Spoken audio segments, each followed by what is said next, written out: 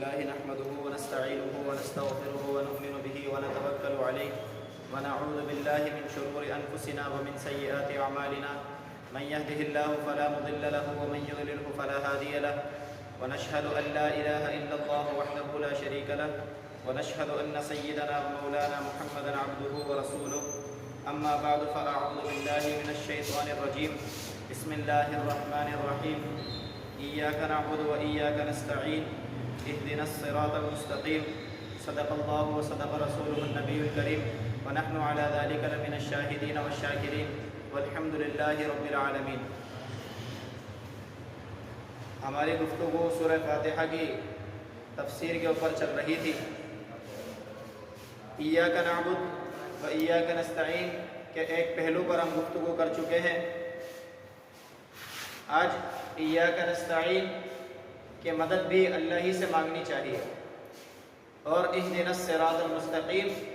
اللہ رب العزت نے یہ دعا ہمیں سکھائی کہ اللہ ہمیں صراط مستقیم کی ہدایت عطا فرما۔ تو مدد مانگنے کے سلسلے میں ہمیں جو اسلام کی طرف سے تعلیمات ملتی ہیں وہ یہی ہیں کہ کسی بھی کام کا عزم کریں تو اپنی طرف سے ایک تو عزم پکا ہونا چاہیے کہ اس کے اندر ذرا بھی جنبش نہ ہو، ذرا بھی ادھر ادھر دیکھنا نہ ہو، بلکہ وہ ارادہ پکا اور مصمم ہو۔ دوسرے نمبر پر پھر آپ اپنی طرف سے اس کے لیے کوشش کریں، جتنا آپ سے ممکن ہو سکے حتی الوسع کوشش کرنی چاہیے، اور اس کے بعد اللہ رب العزت سے مدد اور نصرت مانگنی چاہیے۔ اس سلسلے میں آپ دیکھیں کہ حضرت یوسف علیہ السلام کا قصہ قرآن کریم میں اللہ رب العزت نے بیان فرمایا، اور احسن القصص کے نام سے اللہ رب العزت نے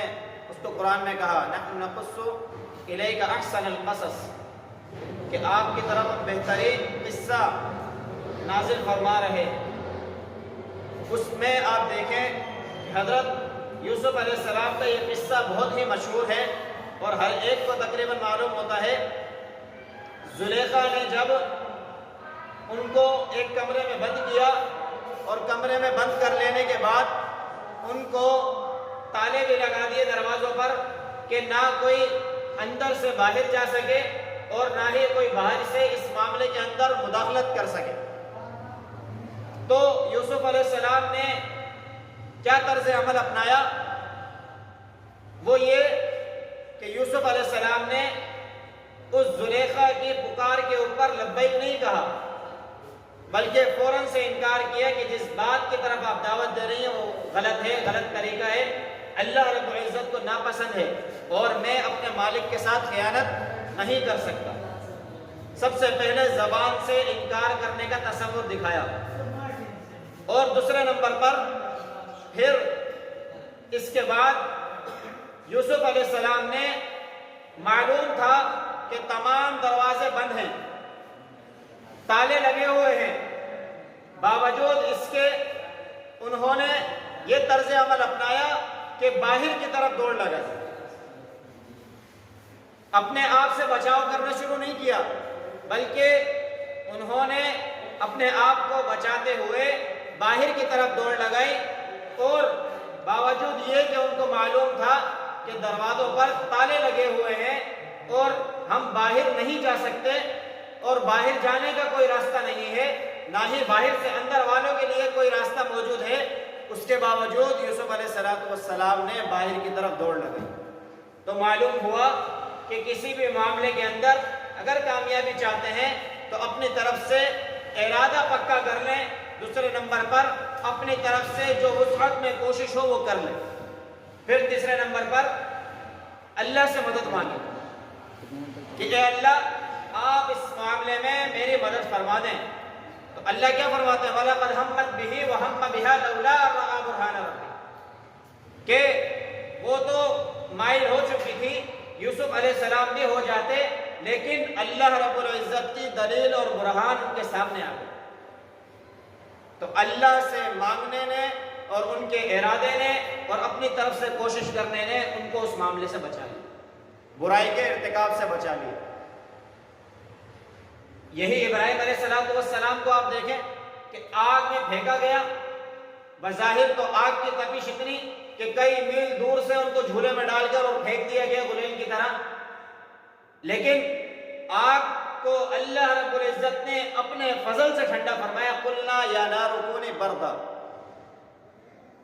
تو اللہ کی مدد شامل حال ہو گئی اس میں، کیونکہ ابراہیم علیہ السلام سارا واقعہ اللہ کو بتا چکے اور پھر اللہ ہی کے حکم سے اس میں چلے گئے، تو اللہ نے ٹھنڈا بھی کر دیا۔ اسی طریقے سے ہم دنیا کے اندر جس بھی پریشانی میں، جس بھی مشکل کے اندر، عقیدے کے لحاظ سے ہو، اسلام کے لحاظ سے ہو، ماحول میں زندگی گزارنے کے اعتبار سے ہو، اپنے اسٹیٹس کے لحاظ سے ہو، معاشرتی اعتبار سے ہو، کسی بھی لحاظ سے ہو، اللہ رب العزت سے مانگنے کا طرز عمل اپنانا ہمارے لیے ضروری ہے۔ یہی وجہ ہے کہ اللہ رب العزت نے اہدنا الصراط المستقیم یہ دعا ہمیں سکھائی کہ اے اللہ ہمیں صراط مستقیم کے اوپر گامزن فرما دیجئے۔ اب آپ دیکھیں کہ ہدایت کی دو قسمیں، ایک ہدایت عام ہے تمام انسانیت کے لیے، دوسری ہدایت خاص ہے صرف مسلمانوں کے لیے۔ کہ ہدایت کی دو قسمیں ہیں، سب سے پہلے ایک ہدایت وہ ہوتی ہے کہ آپ سے کوئی شخص کسی جگہ جانے کا رستہ معلوم کرے اور پتہ معلوم کرے، تو آپ اس شخص کو کہیں کہ بھائی یہاں سے آپ نے سیدھے جانا ہے، پھر رائٹ سائڈ پر آپ نے مڑ جانا ہے، اس کے بعد آپ نے فلاں فلاں چوک آئے گا اور وہاں سے لیفٹ سائڈ پر مڑ جانا ہے، تو آپ اس جگہ پر پہنچ جائیں گے۔ یہ آپ کا بتانا یہ بھی ایک ہدایت اور رہنمائی کی ایک قسم ہے کہ آپ نے اس کو راستہ بتا دیا، اب چاہے وہ اس جگہ پہنچے یا نہ پہنچے، اب اگر صحیح طریقے سے عمل کرے گا، آپ کی بات کو صحیح سنا ہوگا، تو اس کو وہ بات بھی یاد رہے گی اور وہ مقصد پر بھی پہنچ جائے گا۔ لیکن اس میں تھوڑا سا شک ہے کہ پہنچے گا یا نہیں پہنچے گا۔ ہدایت کی دوسری قسم یہ ہے کہ اگر کسی نے آپ سے کوئی پتہ پوچھا تو آپ کہیں کہ بھائی 1 منٹ صبر کریں، اور آپ اس کا ہاتھ پکڑیں اور اس کو سیدھے لے کر جائیں، اور پھر لیفٹ رائٹ سائڈ پہ مڑنے کے بعد چوک پر پہنچیں، اور چوک پر پہنچنے کے بعد لیفٹ سائڈ پہ آپ اس کو لے گئے اور آپ نے کہا بھائی یہ آپ کی منزل مقصود ہے۔ ایک ہوتا ہے اراۃ الطریق، راستہ دکھا دینا، دوسرا ہوتا ہے کہ آپ نے راستے کے اوپر چلا کر اس کو جگہ پر پہنچا دیا۔ تو جو اللہ رب العزت نے تمام انسانیت کو ہدایت دی ہے وہ اراۃ الطریق ہے کہ قرآن، احادیث، آثار صحابہ، ان کی صورت میں سب کو ہدایت مشترک ہے کہ سب کے سامنے یہ تعلیمات واضح ہیں، جو اس پر چلنا چاہے ہدایت دے سکتا ہے اور جا سکتا ہے۔ اور مسلمانوں کے لیے کیا ہے کہ اللہ نے مسلمانوں کا ہاتھ پکڑ کر ان کو ہدایت دی کہ بھائی یہ جنت کا راستہ ہے، یہ کامیابی کا راستہ ہے۔ پھر آپ دیکھیں کہ اللہ رب العزت نے جو دعا بتائی اس میں صراط المستقیم کہا کہ اے اللہ ہمیں سیدھے راستے کی طرف گامزن فرما دیجئے، یہ نہیں کہا ہمیں جنت کا راستہ بتا دیجئے، ہمیں کامیابی کا راستہ بتا دیجئے، ہمیں دنیا میں کامیابی کا راستہ بتا دیجئے، ہمیں امتحانوں میں کامیابی کا راستہ بتا دیجئے، ہمیں پریشانی سے نکلنے کا راستہ بتا دیجئے، مصیبتوں سے نکلنے کا راستہ بتا دیجئے۔ ایسا کوئی ایک خاص لفظ استعمال نہیں کیا، بلکہ اللہ رب العزت نے صراط المستقیم کہ اس کو عام لفظ ارشاد فرمایا کہ اب چاہے وہ دنیا کا راستہ ہو، چاہے پریشانی کا راستہ ہو، چاہے آخرت کا راستہ ہو، چاہے جنت کا راستہ ہو، چاہے دوزخ سے بچنے کا راستہ ہو، چاہے امتحانات میں کامیابی کا راستہ ہی کیوں نہ ہو، چاہے بیماری سے نکلنے کا راستہ ہی کیوں نہ ہو، آپ نے اللہ رب العزت نے ہمیں وہ لفظ سکھا دیا کہ اللہ جس معاملے میں ہم جائیں تو ہمیں سیدھا راستہ دے جو کامیابی کی طرف لے جانے والا۔ تو اللہ رب العزت نے ہمیں وہ تعلیمات دی کہ جو ہمیشہ سے کامیاب ہے اور کامیابی کی طرف لے جانے والا۔ پھر اس کے بعد آپ دیکھیں کہ مدد کا جو ترتیب ہے، مدد کا جو سلسلہ ہے، وہ ہمیشہ اللہ رب العزت کی طرف سے ہی منتقل ہوتا ہے۔ ایک موقع پر موسیٰ علیہ السلام کو ایک تکلیف ہوئی پیٹ میں، تو موسیٰ علیہ السلام چونکہ کلیم اللہ تھے، اللہ سے بات کیا کرتے تھے، ہم کلام ہوا کرتے تھے، تو انہوں نے اللہ رب العزت سے دریافت کیا کہ اے اللہ مجھے یہ پریشانی ہو رہی ہے، تکلیف ہو رہی ہے، کیا کروں؟ اللہ نے کہا یہ پتے ہیں، درخت ہے، اس سے آپ توڑ کر کھا لیں اور آپ کی تکلیف ختم ہو جائے گی۔ تو موسیٰ علیہ السلام نے وہ اس طرح کیا اور تکلیف ختم ہو گئی۔ اس کے بعد دوبارہ کسی وقت موسیٰ علیہ السلام کو یہ تکلیف پیش آئی تو انہیں فوراً سے یاد آیا کہ میں نے اللہ رب العزت سے معلوم کیا تھا، تو اللہ رب العزت نے یہ کہا تھا کہ فلاں چیز آپ کھا لیں، آپ کی تکلیف دور ہو جائے گی۔ تو موسیٰ علیہ السلام نے ایسے ہی کیا، جب وہ کھائی تو پیٹ کی تکلیف کی شدت مزید بڑھ گئی بجائے کم ہونے کے۔ تو فوراً سے موسیٰ علیہ السلام نے جب اللہ رب العزت سے عرض کی کہ میں نے اس طرح کیا، آپ نے بتایا تھا، لیکن آج تو میرے پیٹ میں شدید اور درد بڑھ گیا ختم ہونے کے بجائے۔ تو اللہ رب العزت نے کہا کہ موسیٰ تم نے کیا سمجھا کہ شفا اس پیڑ کے پتے کے اندر ہے؟ شفا تو ہمارے حکم کے اندر ہے، کہ جو ہم نے حکم دیا شفا اس کے اندر ہے۔ آج آپ ڈاکٹروں سے تجربہ کر کے دیکھ لیں کہ ایک ہی مریض ہوتا ہے، اس کو اگر کوئی دوائی دے دیں تو کبھی اثر کر جاتی ہے اور بیماری ختم ہو جاتی ہے، اور وہی بندہ اگر کسی اور وقت میں آ جائے اور اس کو وہی دوائی لکھ دی جائے، تجویز کر دی جائے، تو بجائے صحیح ہونے کے اس کا مرض بڑھ جاتا ہے۔ تو یہ دوائیوں کے اندر شفا ڈالنے والی ذات کون ہے؟ وہ اللہ کی ہے۔ ہم جو ڈاکٹروں کی طرف رجوع کر رہے ہیں وہ ایک سبب کی حد تک کہ اللہ رب العزت نے حکم دیا ہے کہ آپ نے دنیا کے اندر اسباب کو اختیار کرنا ہے۔ ان اسباب کو اختیار کریں گے تو اللہ رب العزت آپ کو اس معاملے سے نکال دیں گے، پریشانی سے نکال دیں گے۔ لیکن اگر وہ بھی اختیار نہ کریں پھر تو بیوقوف ہی کہلائیں گے نا، کہ ہم اس طریقے کو بھی اختیار نہیں کرتے، شفا والے رستے کی طرف بھی نہیں جاتے، اور اللہ رب العزت سے براہ راست مانگنے کی کوشش کرتے ہیں۔ تو اللہ رب العزت نے دنیا کے اندر یہ ایک دوسرے کے ساتھ ربط اور تعلق قائم کیا ہے کہ دنیا کی دنیا داری اسی طریقے سے چلے گی کہ ایک دوسرے کے ساتھ آپ ربط قائم کریں، اور اسی طریقے سے مانگنے کا عمل اللہ رب العزت کے ساتھ خالص کریں۔ ایک موقع پر حضرات صحابہ میں سے عبد الرحمن بن عوف رضی اللہ عنہ اور ان کے ساتھ کچھ ساتھی تھے کہ نبی علیہ الصلوۃ والسلام کی بارگاہ میں تشریف لائے اور بیعت کی، کس بات پر؟ کہ اللہ پر ایمان لائیں گے، نبی علیہ الصلوۃ والسلام کی رسالت پر یقین رکھیں گے، اور اسی طریقے سے بعض بعد الموت پر ایمان لائیں گے کہ آخرت کے دن اللہ اٹھانے والے ہیں۔ تو یہ ایک دن گزرا، دوسرے دن نبی علیہ الصلوۃ والسلام نے دوبارہ ان کو بلایا اور ان کو بیعت لی ان سے، کس بات پر؟ کہ لا تسألوا الناس شیئا، کہ تم لوگوں سے کسی بات کا سوال نہیں کرو، لوگوں سے مدد نہیں مانگو۔ تو یہ صحابہ اکرام رضوان اللہ تعالی علیہم اجمعین اس عمل کے بعد فرماتے ہیں کہ صحابہ اگر ان کا کوڑا بھی گھوڑے سے گر جاتا تو کسی اور صحابی سے یہ نہیں کہتے تھے کہ بھائی میرا کوڑا اٹھا کے دے،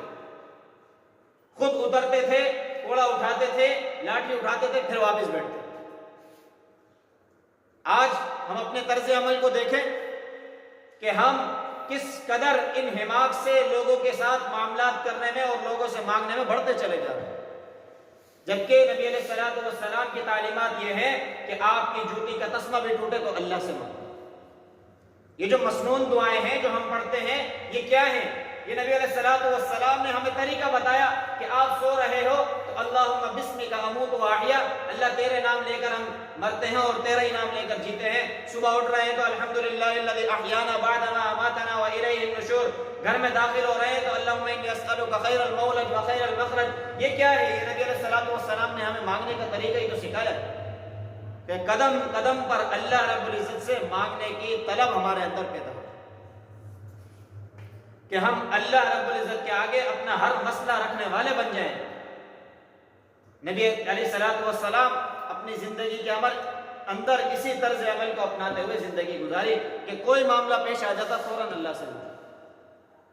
کسی بھی معاملے کے اندر پریشان ہو جاتے فوراً اللہ سے روتا۔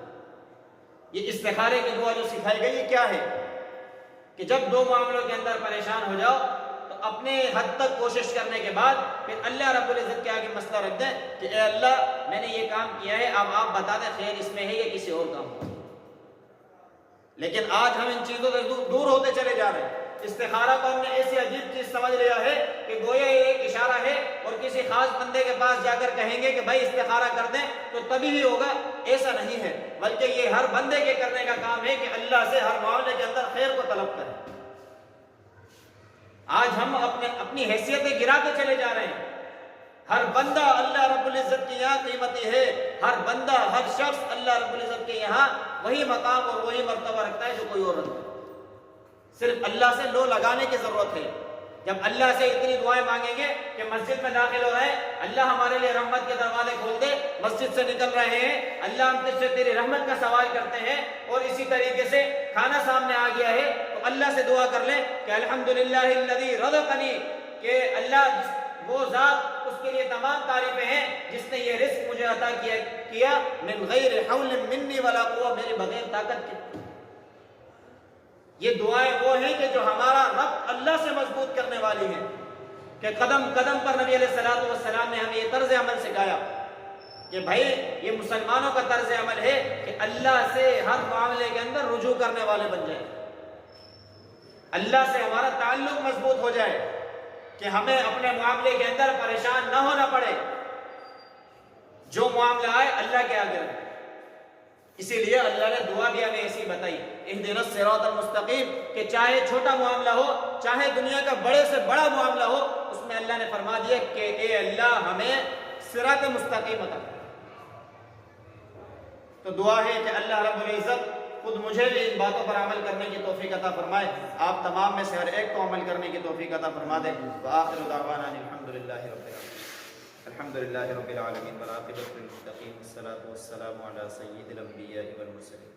اللہم انت السلام و منک السلام، تبارک یا ذا الجلال والاکرام۔ اللہ کریم ہمارے یہاں بیٹھنا اپنی بارگاہ عالیہ میں قبول فرما، اللہ کریم قرآن اور احادیث کا سننا سنانا اپنی بارگاہ عالیہ میں قبول فرما، یا اللہ اس درس و تدریس کے سلسلے کو اپنی بارگاہ عالیہ میں شرف قبولیت عطا فرما، یا اللہ اسی طریقے سے لوگوں کو اس میں جوک در جوک شرکت کرنے کی توفیق عطا فرما، یا اللہ جتنے پریشان حال ہیں، بیمار ہیں، مصیبت زدہ ہیں، یا اللہ تمام کی بیماریوں کو، پریشانیوں کی، مصیبتوں کو دور فرما، یا اللہ جتنے پیارے اس دنیا سے چلے گئے اللہ سب کی کامل بخشش فرما۔ اللہم رب ارحمہما کما ربیانی صغیرا، وصلی اللہ تعالی علی رسول خیر خلقہ محمد وعلی آلہ واصحابہ اجمعین، آمین برحمتک۔